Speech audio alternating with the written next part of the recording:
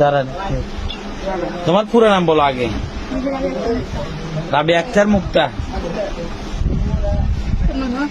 আমার নাম মোহাম্মদ সাইদুর রহমান সাইদ। সাইদুর রহমান সাইদ। তোমার বাসা কোথায়, বাড়ি কোথায়? মিরসরাই। তোমার সাথে যে ওর সাথে কি সম্পর্ক আছে? হ্যাঁ, এই তোমারও আছে না?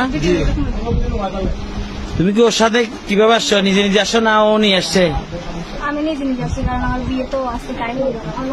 তোমার আজকে গায়ে হলুদ ছিল, শেষ দিন ছিল, তাই আমি ওর সাথে চলে আসছি।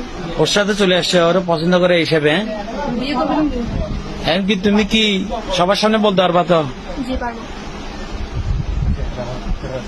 ঠিক আছে, আমরা প্রমাণের জন্য এটা ইয়া করে রাখলাম আর কি। আবার কারো ভয়ে আসো নাই তো? হ্যাঁ, নিচ থেকে আসছে না? সাহেব আমাকে যদি বিয়ে না করে তাহলে আমার সুইসাইড করা ছাড়া কোনো উপায় নেই। কারণ আমি আমার বিয়ে হয়ে চলে আসছি, আমার কালকে গায়ে হলুদ আসছে বিয়ে। আমি যদি এখন আমার বাড়িতে যাই তাহলে আমার ফ্যামিলি আমাকে মেনে নিবে না। আর ও যদি আমাকে বিয়ে না করে তাহলে আমার এখন সুইসাইড করার ছাড়া কোনো উপায় নেই। আমার ফ্যামিলিকে আমি বলছিলাম যে আমি ওকে পছন্দ করি, যে আমার পছন্দ আছে।